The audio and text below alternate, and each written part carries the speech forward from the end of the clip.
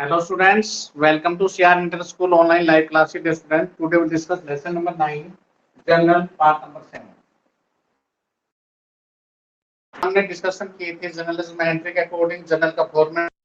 पहले ही हमने 11 से 12 क्वेश्चन हमने इलस्ट्रेशन किए थे। जैसे कल हमने डिस्कस किया था कि हम आपको बैंक लेके चलेंगे, तो आज हम जो ट्रांजेक्शन कर रहे हैं recording regarding of the banking transactions. Bank में कैसे ट्रांजैक्शन की जाती है, बैंक की ट्रांजैक्शन कैसे होती है, आज उसके बारे में डिस्कस करेंगे। डियर स्टूडेंट्स, देखिए मैं बार बार आपसे कह रहा हूँ कि कर रहे हैं हम बिजनेस की पुस्तक में कर रहे हैं। तो देखो ये बैंक है, for example SBI, state bank of India, और ये आपका बिजनेस है।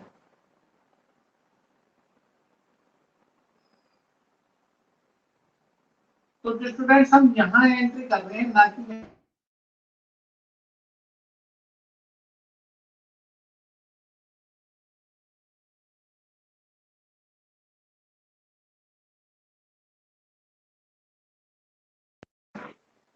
अगर आप इसके एंगल से सोचेंगे तो आपकी सारी एंट्री जनरल गलत हो जाएगी। तो आपने इसके अकॉर्डिंग से ही सोचना है। तो आज बैंक के क्वेश्चंस हम करेंगे, बैंक के रिगार्डिंग हम एंट्रीज बताएंगे। बैंक क्या है, सबसे पहले तो बैंक बता देता हूं। बैंक एक आर्टिफिशियल पर्सनल अकाउंट है। हमने पर्सनल अकाउंट का रूल पढ़ा था, debit the receiver and credit the giver. Bank हमने बात की थी कि जो पर्सनल अकाउंट है वो 3 टाइप्स के होते हैं। एक नेचुरल होता है, एक आर्टिफिशियल होता है, एक रिप्रेजेंटेटिव होता है। नेचुरल जो हमारी तरह, आपकी तरह। आर्टिफिशियल बैंक होता है, कंपनी होती है, ये सब आर्टिफिशियल पर्सनल अकाउंट होते हैं, बनावटी होते हैं, कानून बनाता है। तो देखो हमने उन एंट्रियों को इसके अकॉर्डिंग सोचना, ना कि इसके अकॉर्डिंग। आपका अकाउंट बैंक में है, ठीक है, आपका अकाउंट है, बैंक में खोल रखा है, लेकिन भाई बैंक में जो अकाउंट खोला वो बैंक के कैसे में खोला है। तो आपने इसके एंगल से सोचना है कि मेरा पैसा कहां पर, कहां से गया और कहां जा रहा है, मेरे पास कहां आ रहा है। तो सबसे पहले एंट्री देखो क्या है, सोचो। सबसे पहले है कि मान लेते हैं आप बैंक में रुपए जमा करवाते हैं, डिपॉजिट। देखो बैंक में जब रुपया जमा करवाएंगे तो रुपया लेने वाला बैंक है, डेबिट द रिसीवर। और आपसे क्या गया है, पैसे गए हैं। और कैश एक रियल अकाउंट है, और रियल अकाउंट का रूल है debit word comes in, credit word goes out. तो डिस्ड एंट्री क्या होगी, इसको bank account debit to cash account. ये किसकी एंट्री है, डिपॉजिटेड। जो भी मैं पैसा बैंक में जमा करवाऊंगा मेरी पुस्तक में, मेरे बिजनेस में ये एंट्री होगी। फिर सुन लीजिए, मैं बैंक के रिगार्डिंग आज डिस्कशन कर रहा हूं। वेरी इंपॉर्टेंट टॉपिक है। क्यों है, क्योंकि आपने खुद देखी आज इंडिया एक डिजिटल इंडिया है, कैशलेस इंडिया है। जितनी भी ट्रांजेक्शन होती है आजकल ऑनलाइन ट्रांजेक्शन होने लगी। कैश की ट्रांजेक्शन बहुत कम होने लग गई है, आज चेक के माध्यम से या ऑनलाइन सिस्टम से। तो ऑनलाइन सिस्टम या चेक के माध्यम से बैंक का रोल है। तो सबसे पहली एंट्री क्या है, जब आप बैंकिंग ट्रांजेक्शन करेंगे, मेरा रुपया बैंक में जमा हुआ तो बैंक लेने वाला है, कैश में। तो bank account debit to cash. Second, अब इसके रिवर्स बोलता हूं। आपने बैंक से रुपए विड्रॉल किए, विड्रॉल का मतलब निकालने, आपको जरूरत है तो पैसे निकालेंगे, आप बिजनेस को पैसे की जरूरत होगी। देखो रुपए आपका बैंक में जमा था, रुपए पैसे निकाल रहे हैं हम। जब हम पैसे निकाल रहे हैं तो देखो हमारे पास क्या आएगा, debit what comes in, cash मेरे पास आ रहा है। तो हमारी एंट्री क्या होगी, कैश अकाउंट डेबिट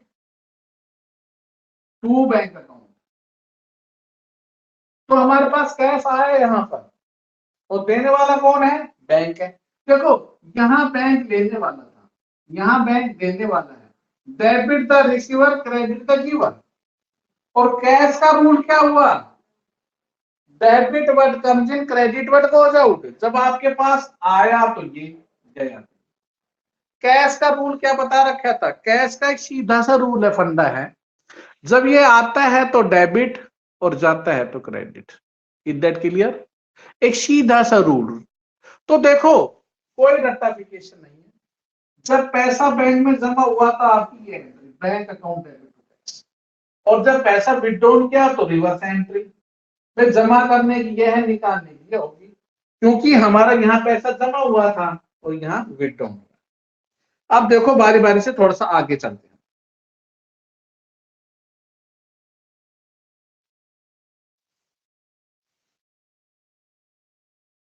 हमने एक ग्राहक को माल बेचा, ठीक है, सुनो अब। जब माल बेचा, मान लेते हैं नगद पैसे आते हैं, तो पता है एंट्री आप क्या करते हैं? Cash account debit to sale account, ये करते हैं ना जब नगद पैसे आते हैं। अब मैं ये कह रहा हूं उस कस्टमर ने आपको चेक दे दिया, सुनना ध्यान से, और वो चेक सेम डे आपने जमा करवा दिया। सुनना ध्यान से, कस्टमर है, राम है, श्याम है, कोई भी ग्राहक है, आपने क्या करना है, वो चेक अगर सेम डे जमा हो गया है तो एंट्री क्या होगी? आपकी एंट्री होगी, आपको चेक मिला, आपने एंट्री करनी है बैंक अकाउंट डेबिट। सिर्फ कन्वर्ट क्या करना है, कैश की जगह चेक मिला तो बैंक वर्ड यूज करना है। अगर नगद देता तो कैश। अब देखो क्या दे रहा है, ये चेक दे रहा है। अब सेम डे हमने जमा करवाया था, किससे मिला था? जैसे राम से मिला था टू राम, श्याम से मिला तो श्याम, तो ये एंट्री हो कस्टमर पर्सनल अकाउंट। भाई आपको मान लेते हैं, शेयर करते हो आप उधार, Ram debit to sale account. Ram देनदार है, राम या तो नगद पैसे देगा, नगद देगा तो पता आप क्या एंट्री करोगे? Cash account debit to Ram. भाई आपने क्या करना, उसने चेक देकर कैश की जगह बैंक का नाम देगा। पॉइंटों को मिक्सअप मत करो, हर एक को अलग अलग से समझो। पहला क्या था, बैंक में रुपया जमा करा और निकाला, इसमें ना कोई कस्टमर का रोल है, आपका खुद का रोल है, आपका बिजनेस है, आपका अकाउंट है बैंक में, आपने रुपए जमा करवा दिए, विड्रॉल कर लिए। सेकंड क्या है कि हमारे लेन देन कस्टमर ग्राहकों से चलते हैं, ग्राहक से उधार माल बेचेंगे या तो नगद पैसे देगा या चेक देगा। तो चेक दे तो आपने क्या करना है, कैश की जगह बैंक वर्ड यूज करना है। ओके, मान लेते चेक सेम डे जमा नहीं हुआ, देखो ये चेक सेम डे जमा हुआ जब ये एंट्री है। मान लिया आपने चेक किसी काम से मिलकर बैंक में जमा करना भूल गए, तो फिर एंट्री क्या होगी? आपने बैंक की जगह आपने वर्ड करना चेक इन हैंड,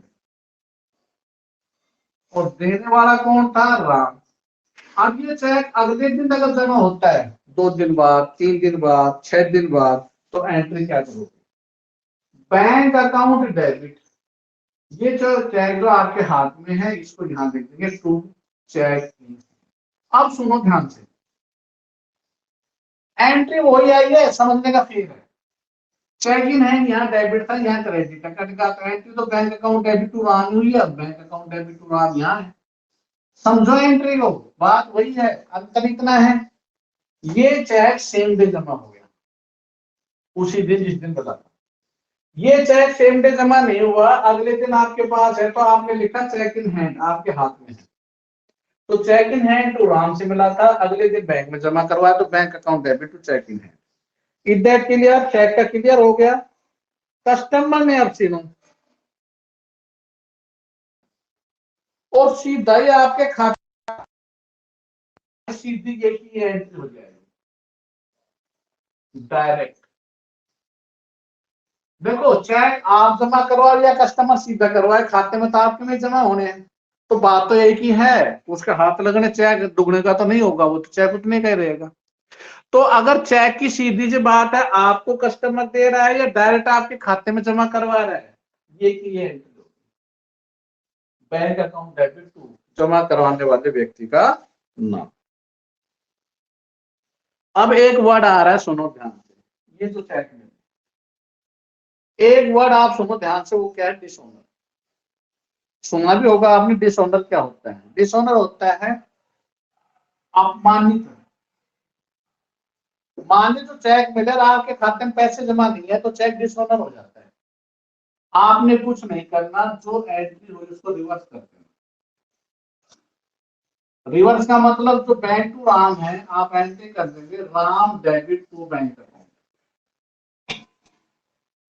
सीधा सा लॉजिकार है, कुछ नहीं कर रहा मैं। आपको एंट्री से वाकिफ, आपको जो करवाया जा रहा है सीधे सीधे पॉइंटों पे रखा जा रहा है। Bank account debit to Ram था, चाहे वो डायरेक्ट हुआ या चेक आपने जमा करवाया। नहीं हुआ तो आपने चेक इन हैंड मान लिया। फिर उसके बाद वो चेक अगर डिसऑनर होता है तो सीधी सी बात है, उस एंट्री को रिवर्स कर देना जो एंट्री हुई है। हमेशा डिसऑनर का रूल है, जो एंट्री आप पहले कर रहे हैं, चेक मिला होगा एंट्री करनी पड़ेगी, और चेक जब जब जो डिसऑनर होगा तो उस एंट्री को आपने क्या करना है? हमेशा रिवर्स मोड पे रखना है।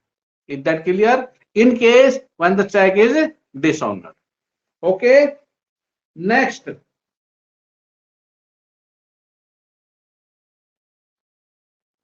अब हम भी देखो चेक लेते हैं, वैसे चेक हम देते हैं। आप हमेशा ये देखिए कि हम चेक मिलता ही मिलता है, चेक हम भी देते हैं। हमने किसी से माल खरीदा तो क्या हमें चेक नहीं देना पड़ेगा? हम भी चेक देंगे। तो हम जिसको चेक देंगे उसका अकाउंट है। जैसे हमने शाम को चेक दिया तो श्याम डेबिट टू। अब चेक की कैश की जगह हम क्या दे रहे? चेक दे रहे हैं तो टू बैंक अकाउंट दे। कुछ नहीं किया मैंने। बार बार आपको कह रहा हूं, जो पेमेंट कैश से होनी थी वो अब किससे हो रही है? चेक से। तो आपने एक माइंड में सेट कर दो, कैश की जगह जब जब बैंक की ट्रांजेक्शन होगी तो कैश वर्ड यूज ना कर कर हमें बैंक वर्ड यूज करना है। This is the mind set. Okay, cash की जगह क्या लिख देंगे हम? बैंक वर्ड यूज करेंगे। अब आ रही है कोई भी, चाहे वो एक्सपेंसिव हो, चाहे वो ड्राइंग हो, चाहे कैसा भी हो, हमने जब जब बैंक से कोई भी पैसा लेना है चेक के माध्यम से, कोई खर्चा है आप दे रहे हो तो एक्सपेंसिव टू बैंक। मान लीजिए अपने निजी प्रयोग के लिए जा रहा है drawings account debit to bank. कुल मिला के ये है, कोई भी पैसा बैंक से विड्रॉन हुआ, किसी कस्टमर को चाहे पर्सनल व्यक्ति को चाहे दे दिया, हमने जिसका माल खरीदा था हमने खर्चे दिए, सैलरी वगैरह, कोई ड्राइंग की है, तो वहां पर क्या करना, ये सब डेबिट हो जाएंगे और आपका पैसा। ऐसे ही पैसे देते हैं तो हम पैसे लेते भी हैं, भाई हमें भी पैसा मिलेगा, कोई कमीशन मिलता है। तो कैश ना मिलकर मिलेगा तो हमने कर देंगे bank account debit to commission to interest. कोई भी पैसा जो हमें मिलेगा वो बैंक। तो वर्ड यूज क्या कर रहा हूं मैं? कैश बराबर बैंक, नोट रेक्टिफिकेशन। सीधी सी बात आ रही है, कैश की जगह बैंक वर्ड यूज करेंगे। बैंक में कोई भी बैंक चार्जेस होता है, ये भी हमारा भी खर्चा है। तो यहां पर देखो सीधे से 4 पॉइंट आए। चाहे मैं किसी व्यक्ति को पैसा देता हूं, चाहे मैं एक्सपेंसेस करता हूं, चाहे मैं ड्रॉइंग्स करता हूं, चाहे मैं कोई भी बैंक चार्ज देता हूं, सबके अंदर इसी प्रकार से हो। ओके, तो ये था बैंक के रिगार्डिंग। अब देखो चलो एक इलस्ट्रेशन देखते हैं, इलस्ट्रेशन नंबर 13।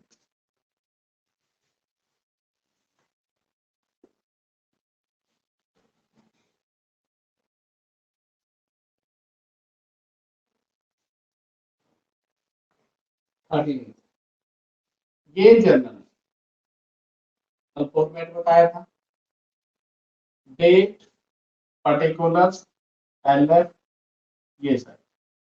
ये डेट होगा, ये particulars,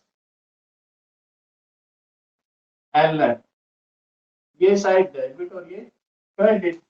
amount in rupees, amount in. General किस किताब में बना रहे हो नाम पता लगेगा, इन द बुक्स हो। है तो ठीक है, नहीं छोड़ दीजिए। Entry number first, paid into bank for opening current account. हमने खाता खोला और बैंक में रुपए जमा करवाए, तो पहली एंट्री रुपए आपका जमा हो रहा है। कितना रुपए? 25,000 रुपए। तो एंट्री क्या होगी? Bank account debit to cash. 25,000 रुपए 25,000। Okay, deposit into bank. तारीख तो दे रखी है, वो तारीख डाल देंगे 1 मार्च 2000। ओके, नेक्स्ट 5 मार्च को goods purchase and the payment made by cheque. माल खरीदा और पेमेंट चेक से करी, तो रुपए तो नहीं जा रहे, क्या जाएगा? चेक जाएगा। तो एंट्री क्या होगी? परचेज अकाउंट डेबिट, माल खरीदेंगे तो परचेज तो डेबिट होगा ही। नगद देते तो टू कैश, उधार खरीदते उस व्यक्ति का नाम, हम दे रहे चेक तो टू बैंक। बैंक वर्ड क्यों यूज किया? क्यों आपने चेक काट के दिया है। कितने का? 10,000। 10,000।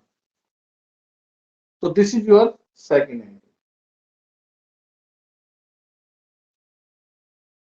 नेक्स्ट, ये कितनी तारीख की ट्रांजैक्शन थी डियर स्टूडेंट्स? 5 मार्च की।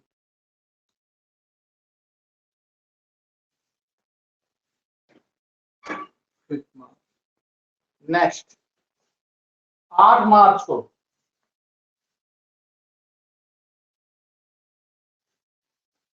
कैश सेल 40,000 की, out of the amount 30,000 deposit into bank. सुनो ध्यान से, हमारी 40,000 की बिक्री हुई, जिसमें से 30,000 रुपए बैंक में जमा करवा दी। इस एंट्री को स्टूडेंट दो बार भी कर सकते और एक बार भी कर सकते। पहले 40,000 रुपए का माल बेच दो तो entry cash to sales account हो जाएगा, फिर बैंक टू कैश कर दोगे, या दोनों की एक एंट्री भी बना सकते हो। वो एंट्री क्या होगी? Cash account debit, bank account debit to sales account.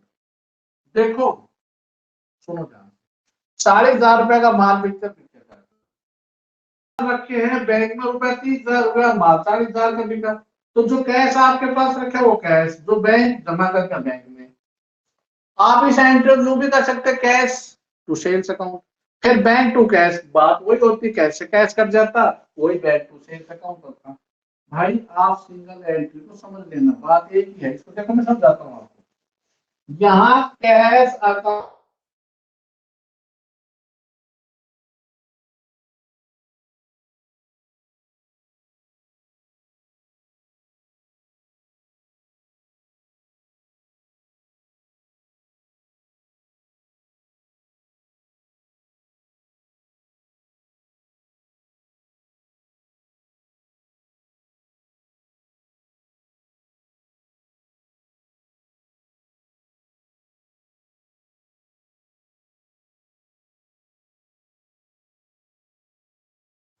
Sir, your voice is not coming.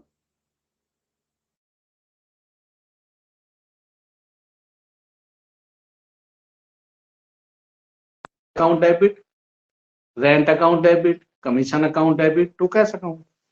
Next 10 मार्च को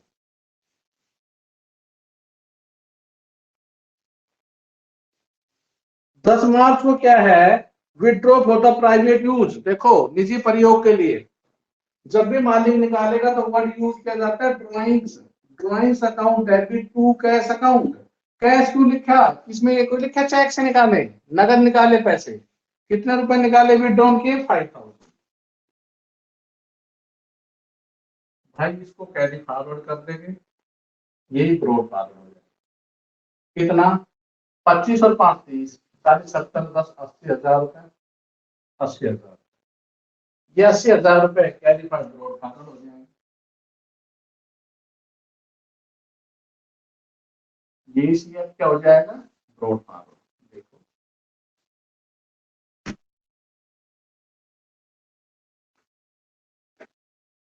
brought forward 80,000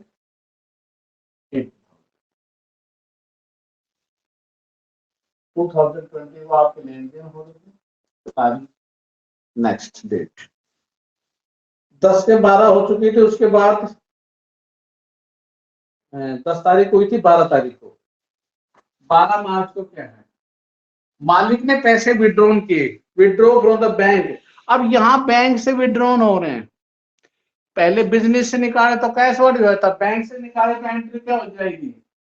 drawings account debit और कैश की जगह क्या लिख देंगे आपने, टू बैंक अकाउंट। बैंक क्यों लिखा, क्योंकि उसने बैंक से पैसा विड्रॉन किया है, और बैंक से कितने रुपए विड्रॉन किए हैं उसने, 4,000।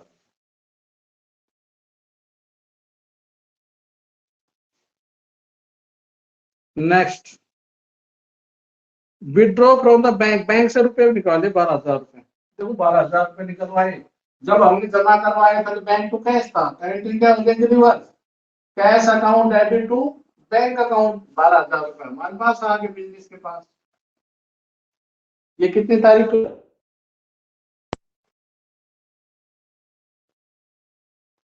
नेक्स्ट 20 मार्च को, place FD the account in the bank transferring from the current account. Current account हमने क्या एफडी करवा दी। तो देखो एफडी अकाउंट डेबिट होता है, आपकी एफडी हो रही है कितनी तारीख को हो रही है, ये हो रही 20 मार्च। एफडी फिक्स डिपॉजिट करवा दिया, आपने अपने खाते से लिया, तो पैसे तो बैंक में देने वाला है, पैसे तो बैंक खाते से गए हैं, तो आपने नगद कोई दिए हैं, बैंक में खाता था आपका, उस करंट अकाउंट में से 20,000 रुपए निकाल के एफडी करवा दी, तो पैसा तो बैंक से जाएगा, तो बैंक देने वाला है, क्रेडिट द गिवर। और क्या हुई है आपकी एफडी, फिक्स डिपॉजिट। ये अकाउंट हमेशा, ये आपके एसेट्स है, पैसा आपकी धरोहर है, डेबिट होता है। एफडी कितने की करवा दिया आपने, 20,000।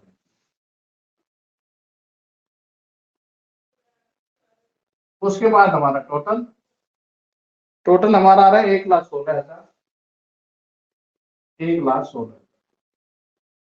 ओके स्टूडेंट्स, तो ये था बैंक के संबंधित ट्रांजैक्शन और बैंक के संबंधित एक क्वेश्चन हमने करवाया। नेक्स्ट, एक वर्ड आ रहा है ओपनिंग एंट्री। ये वर्ड क्या है, ओपनिंग एंट्री।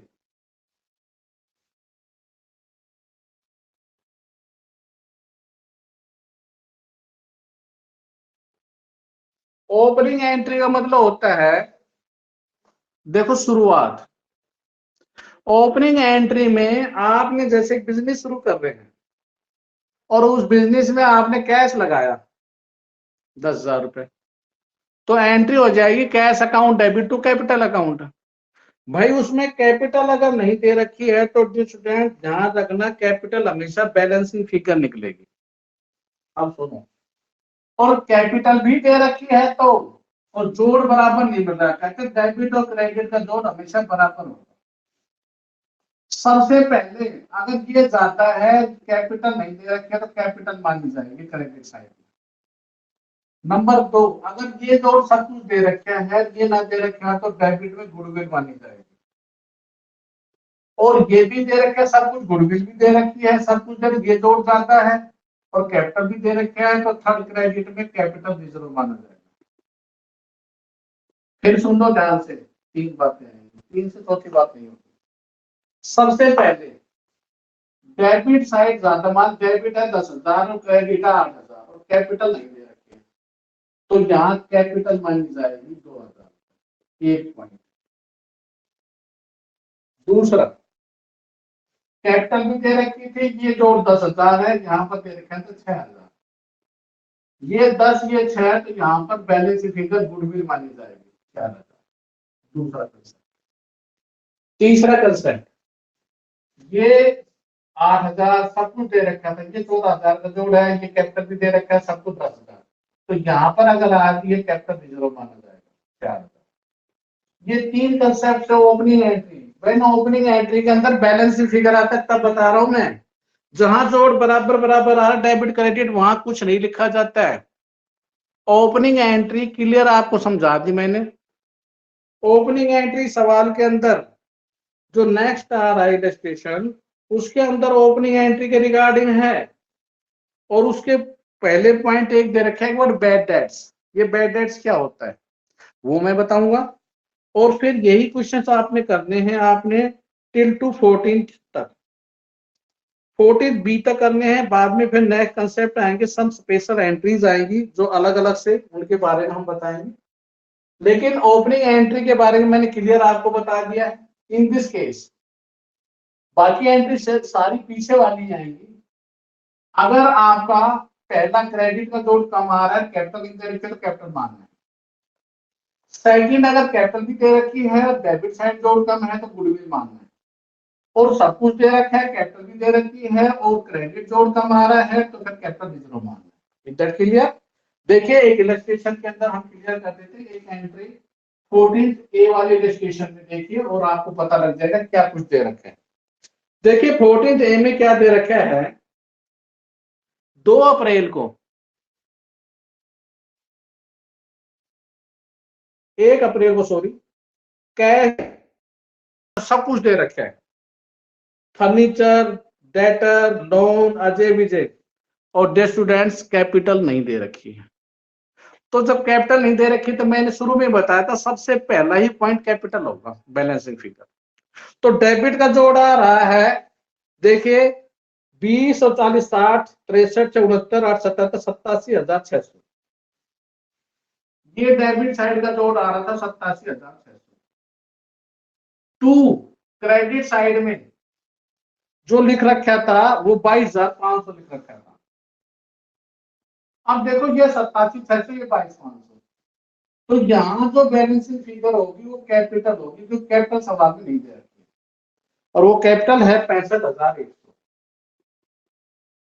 तो डियर स्टूडेंट्स ये है वो मैंने शुरू में बताया था, जिस एंट्री के अंदर ओपनिंग एंट्री में कैपिटल ही नहीं दे रखी है तो आपने बैंक कैपिटल मान लिया, कैपिटल भी दे देता, ये भी दे देता, और फिर ये जोड़ जाता होता तो यहाँ गुड भी लिखते हैं, और ये ज्यादा हो जाता है और ये भी दे देते तो यहाँ कैपिटल रिजर्व लिखते हैं। इधर क्लियर हो गया? Doubt clear?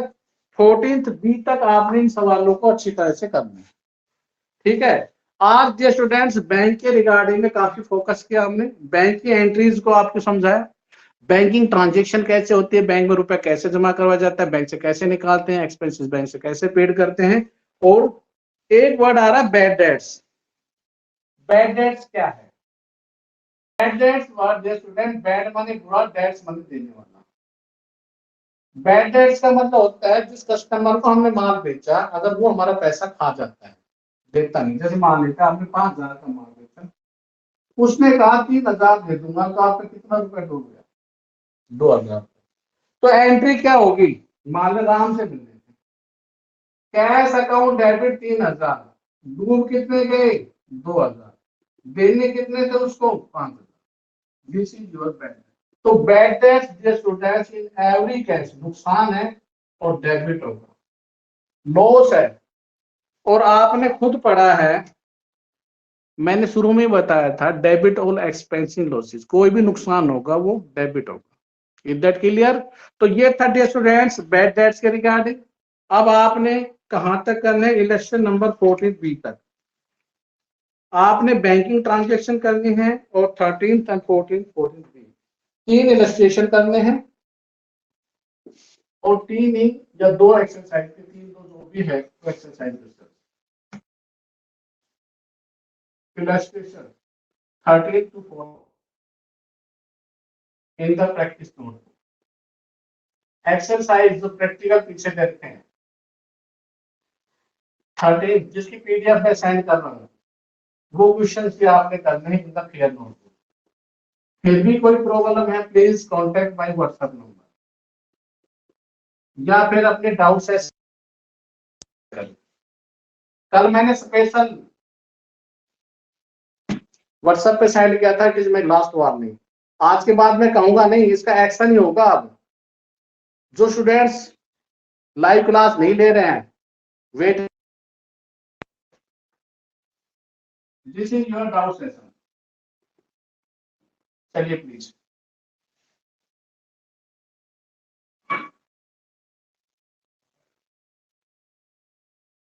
Rahul,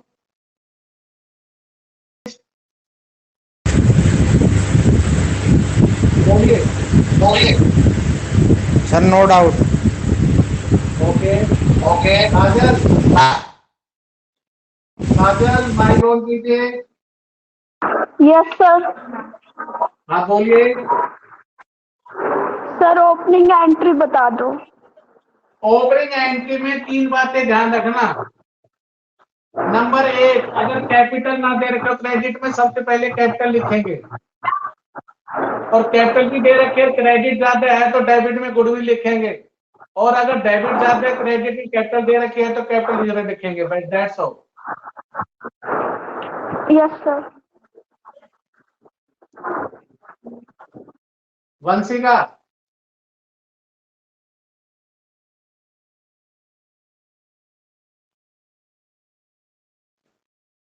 Vanshika,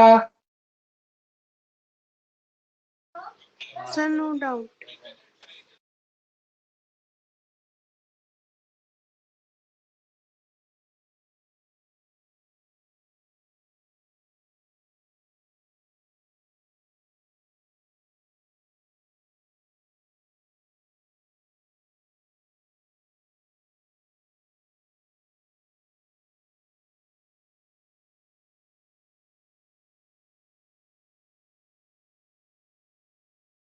Sir, your voice is not coming.